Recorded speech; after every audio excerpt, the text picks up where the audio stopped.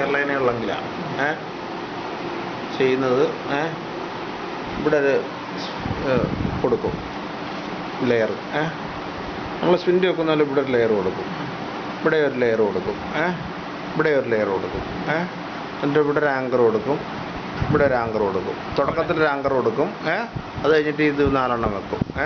അത് കഴിഞ്ഞിട്ട് വീണ്ടും ഒരു ആങ്കർ കൊടുക്കും. എന്നിട്ട് നമ്മൾ ഇത് ചെയ്യുന്ന പോലെ ഇവിടുന്ന് ചുറ്റി തരും.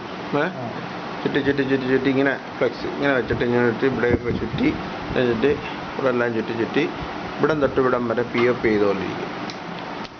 ഹോളിസ് ഫ്രാക്ചറിന് അതിൻ്റെ ആവശ്യമുള്ളൂ. ഹെയർലൈൻ ഫ്രാക്ചർ ഹോളിസ് അൺഡിസ്പ്ലേസ്ഡ് ഫ്രാക്ചറിന് അത്രേ ആവശ്യം.